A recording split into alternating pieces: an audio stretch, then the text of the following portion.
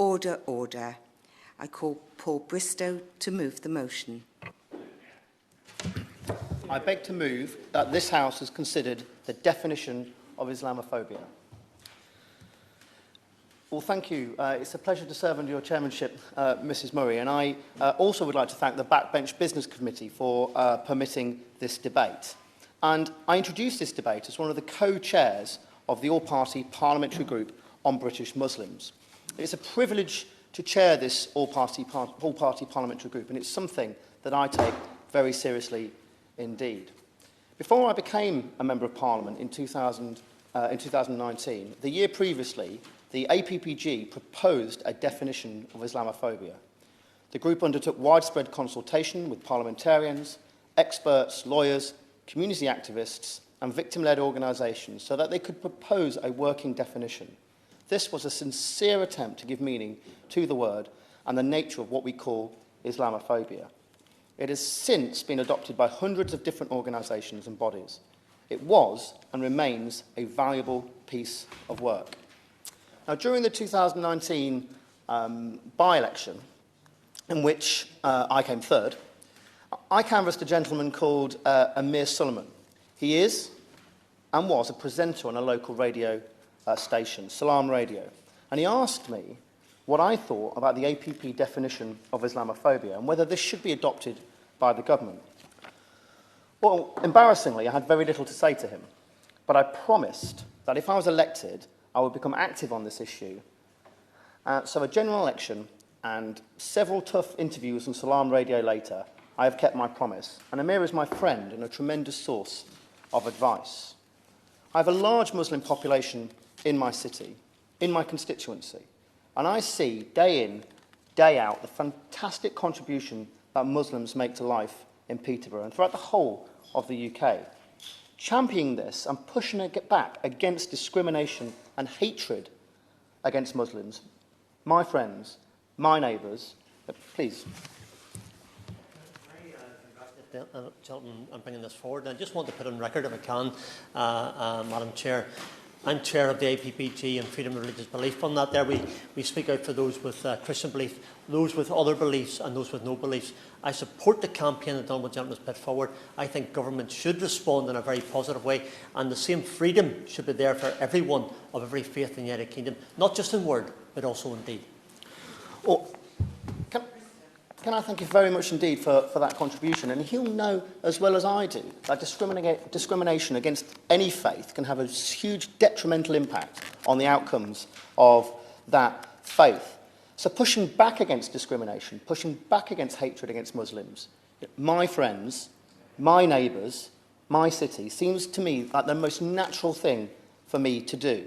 And it's something positive I can do as the Member of Parliament for Peterborough. Because Peterborough wouldn't be Peterborough without the contribution of its Muslim residents.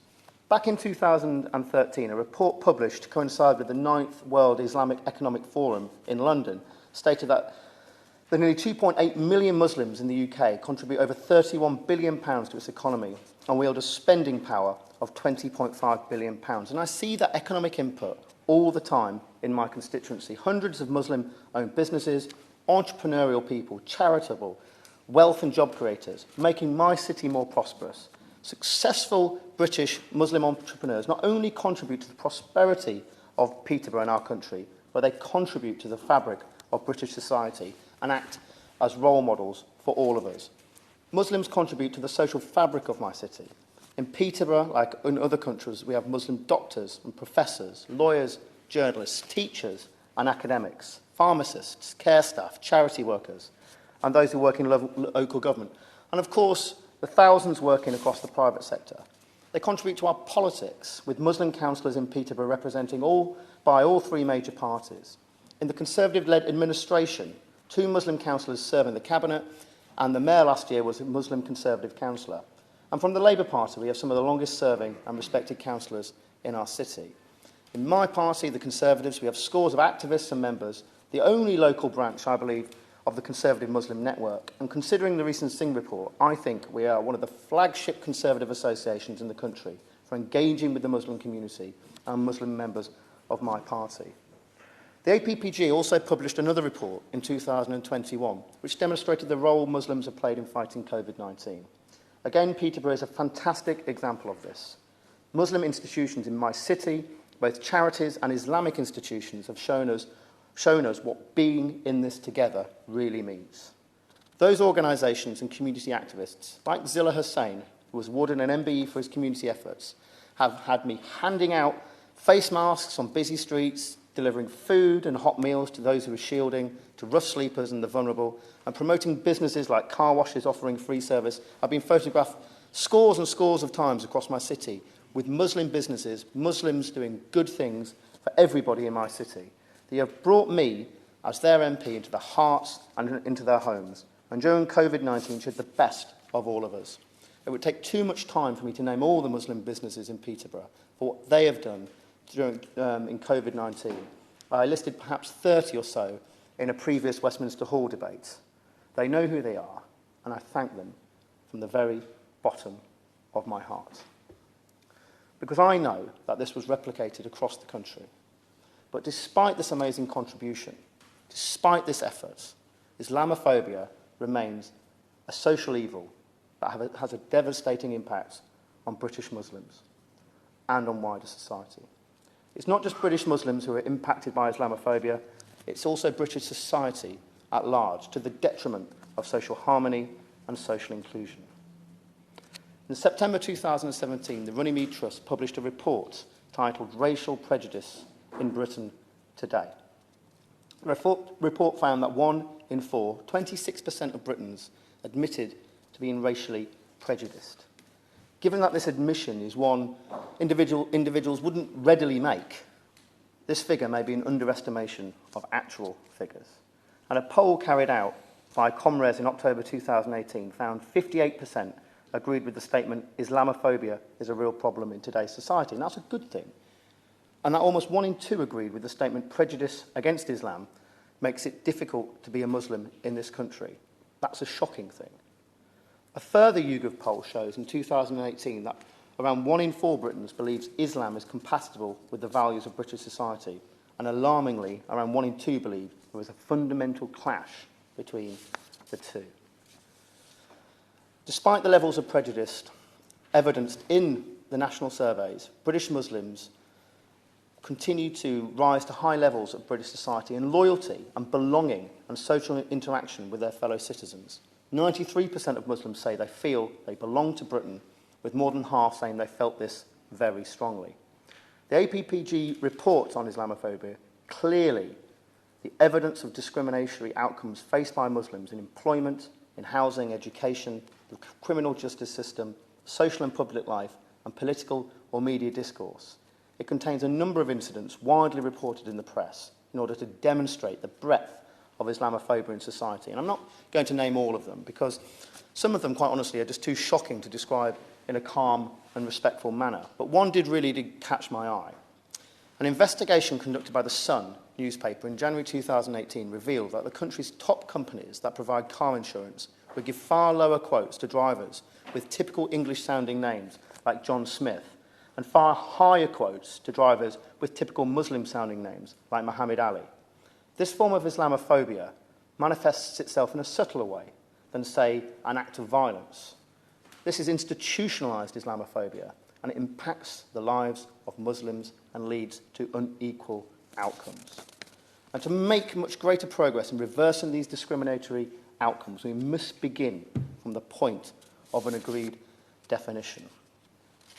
In response to the APPG's report in May 2019, the then Community Secretary said that ministers would instead appoint 2 expert advisors to work on a different definition of Islamophobia.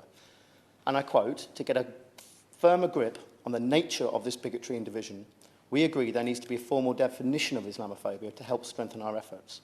And they pledged the government would develop an effective definition of Islamophobia which commands widespread support. Now, initially following this announcement in July 2019, the first appointment was made. Imam Qari Asim, Deputy Chairman of the Anti-Muslim Hatred Working Group, was appointed to lead a process for establishing a definition of Islamophobia. But there has been no second appointment.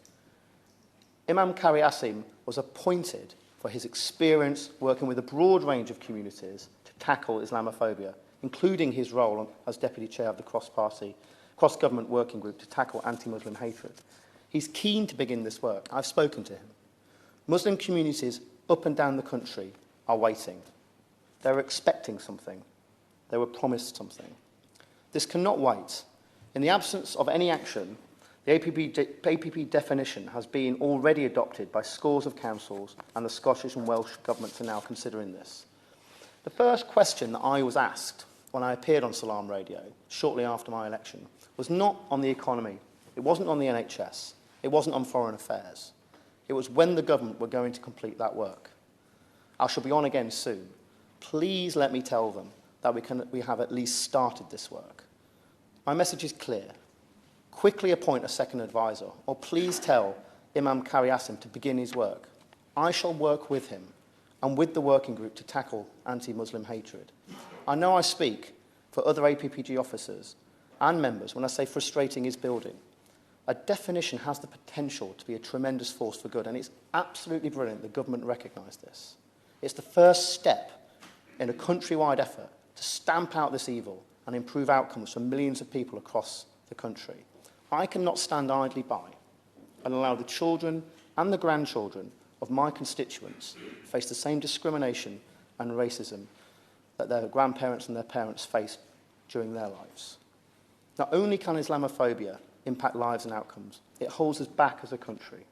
If Muslim men and women are prevented from being all they can be, this country will never fulfil its potential. Please, Minister, let's begin this work.